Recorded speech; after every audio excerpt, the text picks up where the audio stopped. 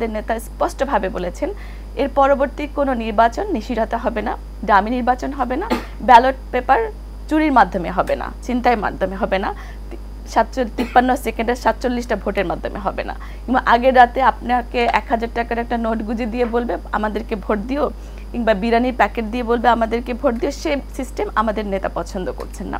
তিনি বলছেন যে আমাদের এই 31 দফা জনগণের কাছে তোমরা পৌঁছাও, তারপর জনগণকে বিচার করতে দাও যে জনগণ যদি আমাদের এই 31 দফার কার্যক্রম পছন্দ করেন দেন তোমরা তোমাদের পছন্দের প্রার্থী বেছে নাও।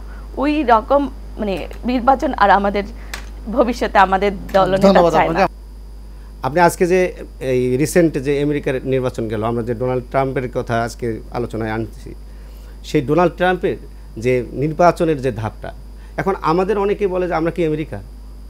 আমরা আমেরিকা না, ঠিক আছে, কিন্তু আমাদের বয়স তো 53 বছর, এটাও তো কাউন্টিংয়ে নিয়ে আসতে হবে। আপনি 71 সালে কোন পর্যায়ে ছিলেন সেটা তো আজকের বিষয় না। আজকে যে আমরা জি প্রজন্মের যে বাংলাদেশ, আজকে যে 5ই আগস্টের 36শে জুলাই গণঅভ্যুত্থানের যে বাংলাদেশ, এখানে প্রত্যেকটি ছাত্র জনতা যারা প্রাণ দিয়েছে তারা কিন্তু নতুন বাংলাদেশের স্বপ্ন দেখেছে।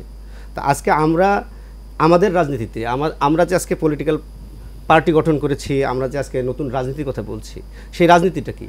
সেটা অবশ্যই পলিটিক্যাল পার্টিতে গণতন্ত্র থাকতে হবে, রাজনৈতিক দলগুলোকে মানসিকতার পরিবর্তন নিয়ে আসতে হবে এবং রাজনৈতিক দলগুলোকে স্বীকার করতে হবে তার ভুলটা কোথায়। আমি রাজনৈতিক দল হিসেবে রাষ্ট্র পরিচালনা করতে গিয়ে, আমি দল পরিচালনা করতে গিয়ে আমার ভুল থাকতে পারে, আমি ভুলটাকে কাউন্টিংয়ে নিচ্ছি কিনা। এবং আমার স্যার যেটা বললেন যে জনগণ যদি আমার অভিভাবক হয় তাহলে আমার জবাবদিহিতার জায়গা কিন্তু জনগণের কাছে।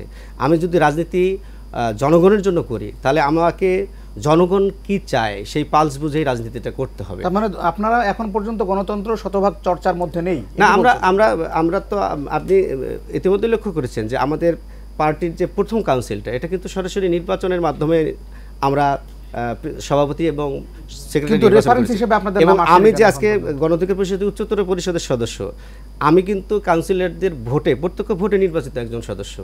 দেশে দীর্ঘদিন যাবৎ যে আমাদের একটা মাইন্ডসেট তৈরি হয়েছে রাজনীতিতে, যে পেশি শক্তির আস্ফালন, তারপরে টাকার বিনিময়ে দুর্নীতির মাধ্যমে, এগুলো তো আসলে একদিনে দূর হবে না, এটা আশা করাটা বোকামি হবে। আর তাছাড়া যে জিনিসটা হলো যে গণতন্ত্র এমন একটা জিনিস, এটা ট্যাবলেটের মতো গিলে খাওয়ানো যায় না। গণতন্ত্র সবসময় চর্চার একটা জিনিস, গণতন্ত্রকে চলতে দিতে হবে, গণতন্ত্র ট্র্যাকলেস হবে, ট্র্যাকে আসবে, এর মাধ্যমে সে একসময় তার মেরুদণ্ডটা শক্ত করবে। আজকে মার্কিন যুক্তরাষ্ট্রে দেখেন কি অবস্থাটা হলো, তারা কিন্তু প্রাইমারিতে তৃণমূলের দ্বারা নির্বাচিত হয়ে হয়ে হয়ে হয়ে তারপরে হলো।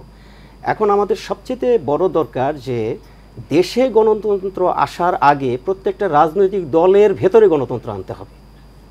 এখন আমাদের কোনো রাজনৈতিক দলের মধ্যে সেই গণতন্ত্রটা আমরা আজ পর্যন্ত দেখতে পাইনি। নমিনেশন দেওয়ার ক্ষেত্রে আপনি দেখেন লবির মাধ্যমে হয়, আত্মীয়তার মাধ্যমে হয়, টাকা পয়সার মাধ্যমে হয়, কিন্তু আপনি কিন্তু তৃণমূলের কণ্ঠস্বর অনুযায়ী আপনি নমিনি করেন না। নেতারা বলে, কিন্তু আমরা এই 53 বছর বয়সে সেটা দেখতে পাইনি। আমি আপনার কথা ধরে একটু বলছি যে প্রত্যেকটা, শুধু বিএনপির কথা বলছি না, এই চরিত্রটা সবার মধ্যেই। এখন আমাদের দেশে যদি প্রকৃত গণতন্ত্র আনতে হয় তাহলে আগে প্রত্যেকটা রাজনৈতিক দলের ভেতরে গণতন্ত্র আনতে হবে, ঐক্যমত্য হতে হবে এরকম যে দলই করি আইনের শাসনটা যেন সবাই মানে। একমাত্র আইনের শাসনকে বাস্তবায়ন করার মাধ্যমে সমস্ত সংস্কারকে ট্র্যাকে আনা সম্ভব।